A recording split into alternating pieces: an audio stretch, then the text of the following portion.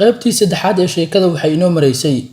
10 sanana arrintiisa cid ma ogaan inkastoo uu nolol degan ka samaystay Mareykanka bulsho cusubna dhaxgalay xiriirna la samaystay rag sare oo awood ku leh dhinaca dhaqaalaha iyo siyaasadaba haddana Ingiriisku waxay ku adkaysteen in uu joogo Mareykanka una shaqeeyo wax badan waxay uga digeen Mareykanka waxaana la yaab noqotay sida Mareykanka uu u aaminay Pollard oo kalsooni buuxda ay u siiyeen sida nin weligii u shaqeyn jiray oo kale wuxuu tababaray daac cusub oo sirdoonka Mareykanka ah oo hormuud u ahaa CIA-da oo markii dambe aad caan u noqday boosarna wuxuu ka gaaray Pollard adduunka sirdoonka sida markasta dhacda xaasid waa jira iyo maseerow sida darteed mar kale ayaa dib loo baaray feelkii Pollard sida ku qornayd Pollard waxaa iska dhalay hooyo Belgium ah iyo aaba Polandes ah waxaana ku dhashay Yugoslavia waxaana soo kirisay hooyadii kadib markii aabihii la waayay sidii uu joogay Yugoslavia waxaa la isweydiiyay maxaa hooyadii uga laaban weyday dalkeedii Belgiumka oo ay wali u joogtaa Yugoslavia maxaa dhigay ayada iyo wiilkeeda Yugoslavia balse waxban waa la ogaan waayay kadib markii dagaalku wax badan burburiyay xaasidiintii dadkii maseerolayaasha ahaa dib ay u laqeen waxa ay wateen waxaas dhacday waxaan cidna filayn oo 1960kii basaas Ruush ah ayaa ka soo goostay dalkiisa aan ula socday sirta basaasinta Ruushka wuxuuna isku soo dhiibay Mareykanka asagoo sida sirar badan iyo waraaqo ay ku qoran yihiin basaasinta Ruushka ee Yurub iyo Ameerika ka shaqeeya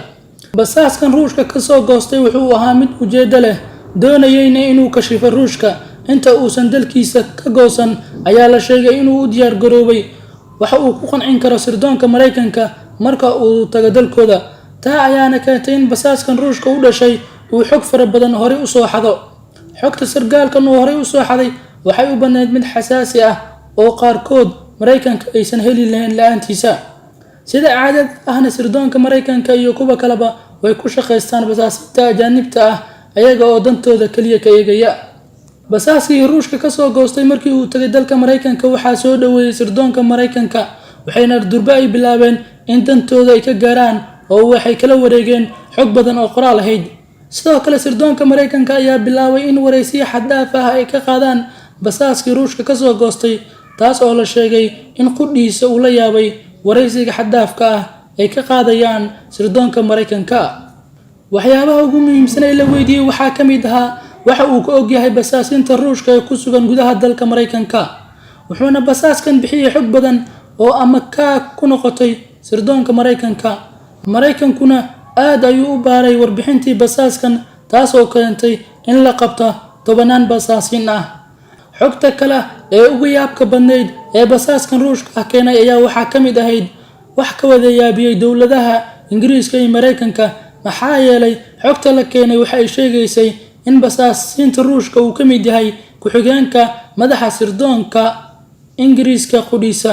mudana u shaqeynayay Ruushka isagoo iska dhigaya inuu daacad u yahay dalka Ingiriiska isla markaana uu xubin muhiim ah ka yahay sirdoonka dalkaasi Ingiriiska waxaa kaloo la helay magaca basaas la dhaho Sabaski oo ah basaas aad ugu fiican afka Ingiriiska Faransiiska Jarmalka iyo Ruushka lehna awood iyo xeeldheeri oo dhib kasta kaga gudbi karo oo darbigii ka hor yimaadaba dhaafi kara sida ay sheegaysay xogta uu keenay basaaskan Ruushka ka soo goostay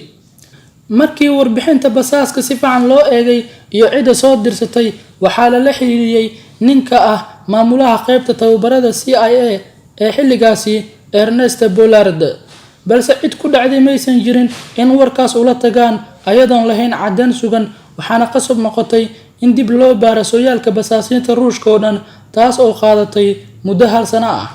waxaa xafiiska madaxa sirdoonka Mareykanka soo galay isagoo digdig leh oo aad u xanaaqsan madaxa sirdoonka gudaha ee Mareykanka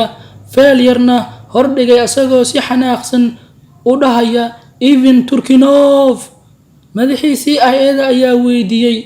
waa kuma ninkan aad magaciisa la qeylinaysa waa maxay carada ka muuqata durbadiina waxa uu ugu warceliyay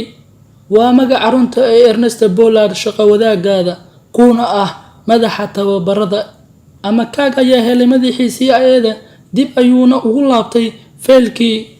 yaabkiisana wuxuu kun jeer laba jibaarmay markuu arkay suuradii Pollard waa asagii Ernest Pollard sawirkiisa waaba kan faylka ku jira waxaa ku qoran warbixinta inuu yahay Ivan ku dhashay Petersburg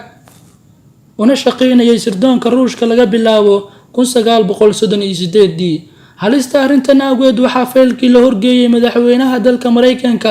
asna aad ayuu ula yaabay wuxuuna amar degdeg ah ku bixiyay in la soo qabto maxkamad la soo saaro wixii sir uu gudbiyayna la ogaado. go'aankaas madaxweynaha wuxuu gaaray subaxii 31 Diseembar 1961. isla fiidnimadaas ciidamada sirdoonka ayaa u dhaqaaqay guriga uu deganaa Ernest Bollard balse waxaa ama kaaga yaab noqday wixii sirdoonka Mareykanka ay kala kulmeen gurigii Ernest Bollard. qaybtii afraad ee sheekada waa naga intaa waxaa inoo balan ah qaybta shanaad ee sheekada insha Allah.